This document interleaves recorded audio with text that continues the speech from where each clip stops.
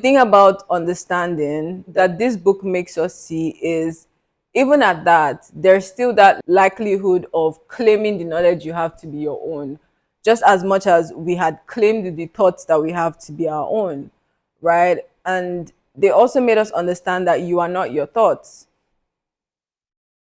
Remember how we said that the me version of self is the self that has memory of these thoughts and holds on to these thoughts and is perpetrating actions based on this wounding and like the thoughts attached to the wounding. And so when we think about the fact that these woundings were passed on to us, so in a way, the thoughts that are an effect or a consequence of these woundings would not even be ours either. So we are not the thoughts, we are the self observing the thoughts. And so when we start looking at it that way, we see that there's different layers to it. And, as much as we want to claim knowledge to be our own, as much as we want to feel like, oh, yeah, I know, that's still limited because one, that's not even yours. Right. And to think that it's yours limits the expansion, limits the progression upward into the scale to true freedom and happiness. Two, understanding is still limited to being subjective because the idea was, oh, let's gain understanding so that it is objective, it is true, it is unbiased. But no understanding can actually be unbiased because at the end of the day, we are a reflection of our understanding. So the way that we seek to understand is a reflection of our subjective view in life, is a reflection of our perspective of life. And this is so real to me because literally in my life, right, I have a partner and we're really close. And this is somebody I've observed over time. So my understanding of him is even expanded already. But till date, there are still things that he does that I honestly do not understand. Like I genuinely cannot comprehend. As much as I try, I just can't. And it goes both ways. There are things that I do that he doesn't understand, right?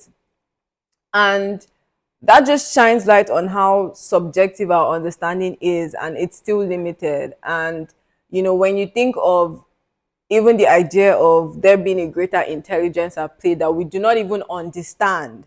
So it just brings all these different limitations of understanding to the surface.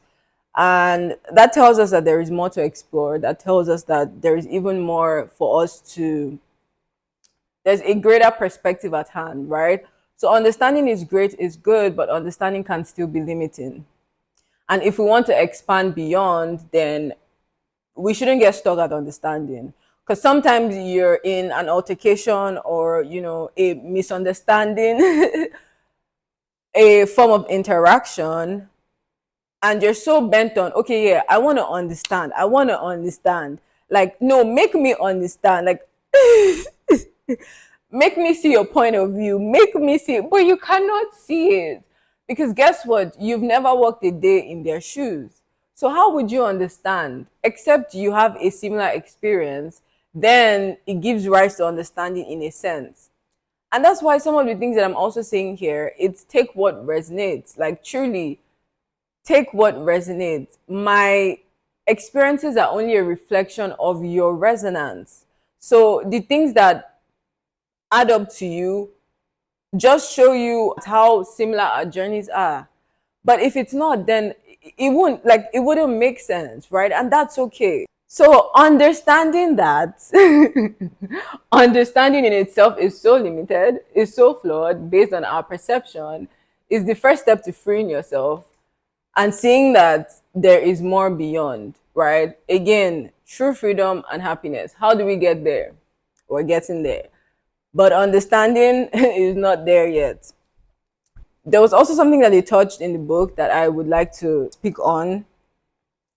And it's the idea that still on this thread of understanding being a resultant effect of our perspective in life, they speak on how the internal world, the internal, our inner space, our inner mind, whatever is going on the inside, is what creates the reality on the outside. So again, our understanding, our inner space is what creates the perspective that we see of the world on the outside.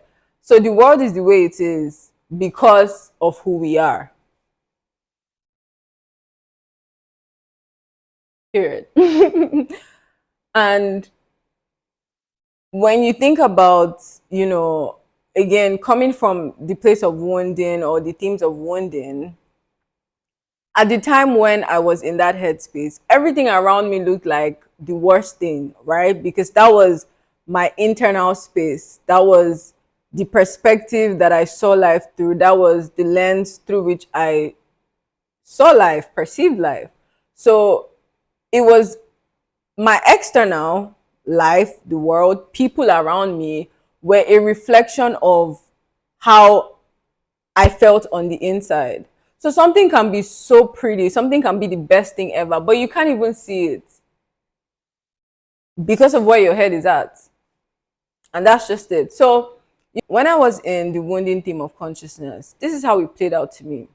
So my external reality, external world rejected me, made me feel a certain way, passed this wounding on to me, and I internalized it. And so, from the lens of wounding, you can think about it like your external reality determines your inner space. I'll say that again. From the lens of wounding, you can think about it like your external reality determines your inner space. Because whatever happens outward is what you internalize and you say, oh, this must be me. Oh, they rejected me. Of course, I'm not worthy to be loved. Oh, they did this to me. Oh, of course, it's about me. I internalized everything that was happening on the external world. And that's how the wounding sees it. But once you start healing and moving upward into the scale, you actually see how, and that's what I was talking about just now, you actually see how your inner space gets to tell you how your outer space would look like. And remember, just as much as the external influenced the internal now started viewing the external through the lens of the wounding that the external put on the internal. I hope you caught that. One, that's not even yours. Right? And to think that it's yours limits the expansion. Two, understanding is still limited to being subjective. Understanding that, again, our perception of the world, our understanding of the world is still limited to how our inner space is, gives rise for us to ask, okay, how do we obtain that inner space that would help us see the world through the most beautiful view? And that's where we're getting to. So that is the view of love. And, we're no longer in the healing theme anymore. Now we've advanced to enlightenment. We're no longer in healing. At this point, we've healed all that there is to be healed. Well, not in that sense, because this is an ever evolving journey. You're always going to find new areas of yourself to heal, find new versions of yourself that would interact with people in a certain way that would open up more layers of self to be healed. So yeah, it's an ever evolving journey. But at this point, we're opening ourselves up to love, which is enlightenment. From love and inner peace, we move to true freedom and happiness. At the end of the day, we truly are our own first love, if that makes any sense, right? The love that we had been looking for all along can come from us. And that's why we're about to get into love, right? Okay. And it's interesting because, again, when this wounding happens on the external level, you get so caught up on expecting the external to change because it was the external that created this version of self. So expecting the external to change for you to now finally feel whole. and worthy in self. But at this point, we realize that the internal truly does determine the external. So, in a way, if your internal space is 100, then the external is 100. So, genuinely, you do not need anything external to change for you to feel good. And again, this was the perception we had because of what had happened. But now we're coming to a freeing truth that you do not need something external to change for your internal to feel joyful and happy. I always like to think about it this way. What we're chasing at the end of the day, what I was chasing and what I've observed that most people are chasing is peace, is freedom, is happiness, which is the goal, freedom and happiness, right? True freedom and happiness. And because we are chasing, I use the word chasing because it's going to be a chase if you keep outsourcing it, if you keep thinking that something on the external is going to give you that peace and happiness, then it's chasing. So notice I use chasing, right? Right. I thought that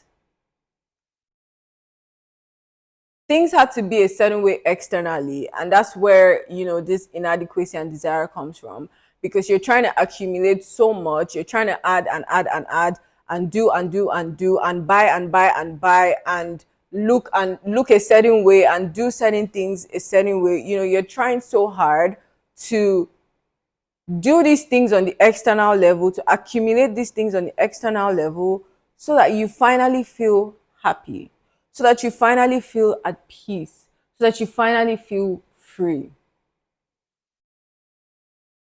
But that's not the reality, right? And it's okay, because I see how I thought that way. Again, if my external placed this rejection on me, of course I would keep chasing acceptance on an external level for me to finally get back what was lost. But at this point, we see that no, we can change the internal, period. Because in reality, the peace, the happiness, and the freedom that we chased was a feeling, was an embodiment. It was never a material thing, right? And I know saying it this way makes, now even me saying it out loud makes me wonder, how is it that I thought chasing material things would lead me to something that isn't even material to begin with, right? But when things happen on an external level, it's easy to get carried away and think that, oh, and when again the world reinforces certain narratives to you and conditions you from way back when, you start to believe that, oh yeah, this has to be the way to go, this has to be the truth, right? You have to chase certain things to give you this inner freedom, peace. But understanding that this is a feeling, this is an embodiment that's actually on the inside. It was not about anything you were going to do. There was no actions you were going to take. There was no actions I was going to take. There was nothing I was going to accumulate that would now bring me that inner feeling, when it was a feeling all along, when it was an embodiment on the inside, right? And so this makes us see that this invitation is saying this thing that you want for the inside, which is peace. Peace is something you feel, it's something you are, it's something you embody. Freedom is something you feel, it's something you are, it's something you embody. It's not something outside of you. But I chase the outside thing to get that inner peace.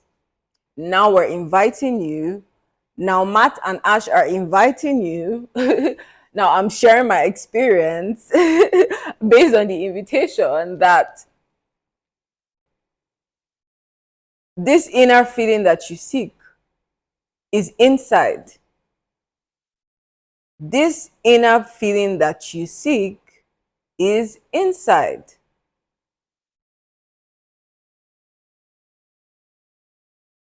The worth that you seek is inside. The happiness that you seek is inside. The love that you seek is inside. The joy that you seek is inside. Whatever feeling is inside, and nothing on the external needs to change for you to feel that way. So this is the grand understanding. This is the biggest understanding yet, that nothing on the outside needs to change for you to feel secure, for you to feel happy. These feelings that we chase, these feelings that we're trying to get to, are within our reach. We have them within. And let me circle back at this. Your inner space determines your outward reality, right? It's your universe. It's you. Like, literally, you are the one tagging certain things, attaching certain identities to certain things, attaching certain narratives and thoughts to certain things that show up in a certain way for you. That's it. You're the one doing all of these things. It's always been you. Even when the hurt came from the external world, right? And now through these processes, we see that we have the power to undo those things. So it's always been within you. You just forgot the power that you've had all along. Even your perception of a thing, you can choose to see the good in the thing, because there's always a good. Nothing is inherently good or bad, right? We're the ones attaching a narrative of, oh, this is good or this is bad, or I prefer this. And we'll talk about that with love and preferences, right? And how we can move from love to unconditional love. But yeah, it's always been you. Like, it's literally universe, like you. It's all you. So you can literally choose to see things a certain way, and it changes your approach to life. It changes how you see the thing. It changes the thing in itself. It's always been you. And I'm reminding you that now. If you forgot, it's always been you. Nothing has to change externally. Your inner space is you. What is happening on the external space is merely a projection of your inner space. It's always been you, and it always will be you.